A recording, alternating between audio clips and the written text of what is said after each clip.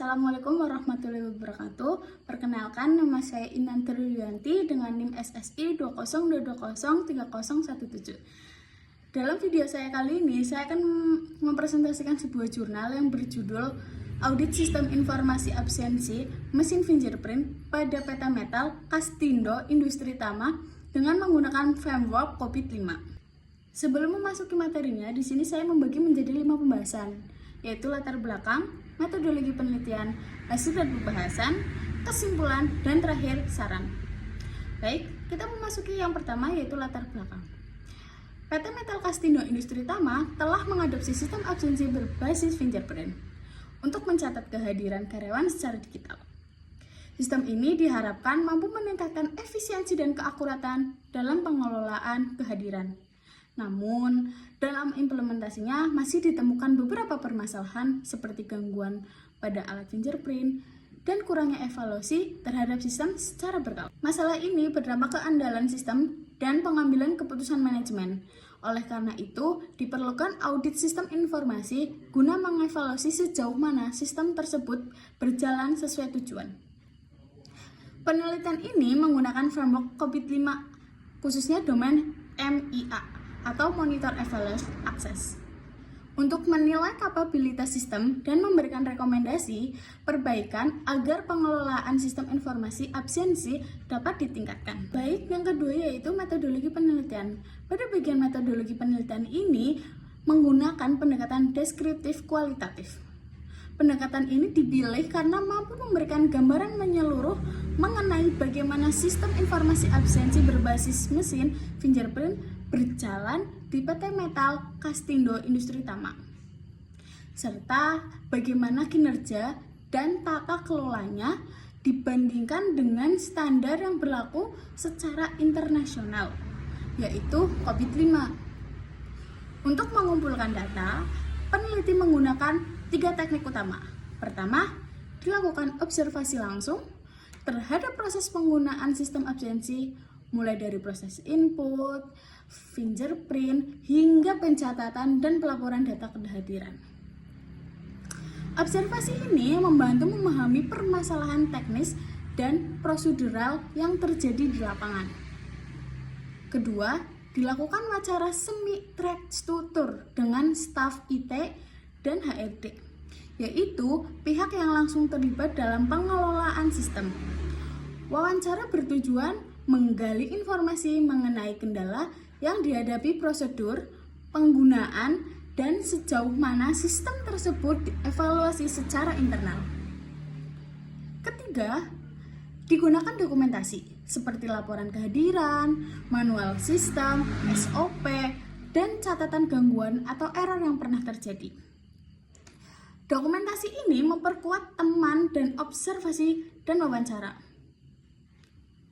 Framework yang digunakan dalam audit adalah COVID-5, yaitu terdiri dari 5 domain utama, namun dalam penelitian ini difokuskan pada 2 domisi. DSS1 yang berkaitan dengan pengelolaan operasional sistem absensi dan MEI 01 yang mengevaluasi performa dan kepatuhan sistem terhadap standar dan kebijakan organisasi.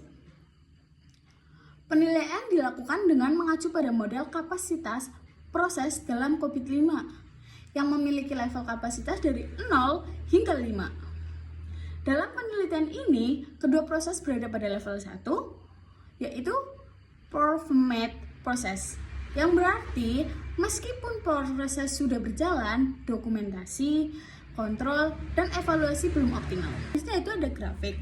1. Permasalahan sistem absensi menunjukkan bahwa masalah terbesar adalah keterlambatan pencatatan 40%, diikuti error pada sistem fingerprint 30%, keterlambatan akses pengguna 20%, dan ketidakterhubungan dengan sistem HRD ada 10%. Selanjutnya ada hasil audit berdasarkan COVID-5 menampilkan hasil evaluasi pada 2 domain utama, yaitu domain DSS1 atau Manage Operation mendapatkan skor 58,73%.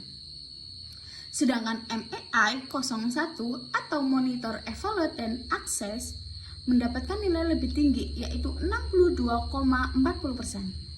Ini menunjukkan bahwa proses audit dan evaluasi sistem sedikit lebih baik dibanding pelaksanaan operasional harian sistem. Selanjutnya kita akan membahas hasil. Berdasarkan hasil audit yang dilakukan menggunakan framework COVID-5, sistem absensi berbasis fingerprint di PT Metal Kastindo Industri Tama telah berjalan dan digunakan secara aktif untuk mencatat kehadiran karyawan. Hasil penilaian menunjukkan bahwa sebagian proses audit seperti pengelolaan risiko dan evaluasi performa berada pada tingkat kapabilitas level 1, yang berarti proses sudah dijalankan namun belum terdokumentasi atau distandarisasi secara memadai. Satu-satunya proses mencapai level 2 adalah Managed Operation atau DSS 01. Karena proses operasional absensi memang dilakukan secara rutin dan relatif sudah terkelola. Setelah kita membahas hasil tadi, sekarang kita akan membahas tentang pembahasan. Pembahasan dari hasil audit ini menunjukkan bahwa masih terdapat sejumlah kelemahan dalam tata kelola TI, khususnya dalam dokumentasi dan evaluasi. Proses seperti EDM dan APO 12 belum memiliki dokumentasi dan kebijakan resiko yang jelas, sehingga manajemen risikonya belum maksimal. Begitu pula dengan MEI yang belum dilengkapi dengan mekanisme pemantauan dan pelaporan performa secara berkala. Sementara itu, proses DSS 01 menjadi yang paling kuat karena operasional absensi dilakukan setiap hari. Keseluruhan temuan ini menandakan perlunya peningkatan dalam hal dokumentasi, kebijakan tertulis, serta evaluasi berkelanjutan agar pengelolaan sistem informasi absensi menjadi lebih efektif dan sesuai dengan standar COVID-5. Selanjutnya yaitu ada kesimpulan, berdasarkan audit yang dilakukan, sistem absensi fingerprint di perusahaan telah berjalan dan digunakan untuk mendukung operasional kehadiran karyawan. Namun, hasil pengukuran kapasibilitas proses menunjukkan bahwa sebagian besar masih berada di level 1, yang berarti belum terakomodasi dan dikelola secara optimal. Hanya proses manage operation yang mencapai level 2, karena memang digunakan sehari-hari.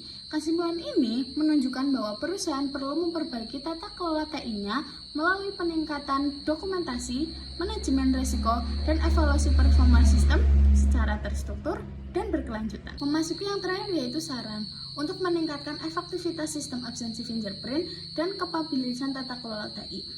Di perusahaan, beberapa saran ditunjukkan. Yang pertama, bagi perusahaan untuk mulai melakukan dokumentasi setiap proses yang terkait dengan sistem absensi. Kedua, perusahaan perlu menyusun prosedur operasional standar seperti SOP dan kebijakan tertulis yang menjadi pedoman bagi seluruh karyawannya. Yang ketiga, pelatihan dan sosialisasi juga diperlakukan agar seluruh staf memahami pentingnya tata kelola TI. Selain itu, penerapan manajemen juga harus dimulai agar potensi gangguan dapat diantisipasi. Yang terakhir yaitu evaluasi sistem secara rutin perlu dilakukan untuk menjamin bahwa sistem berjalan efektif dan sesuai dengan tujuan bersama. Sekian presentasi dari saya, kurang lebihnya saya mohon maaf. Wassalamualaikum warahmatullahi wabarakatuh.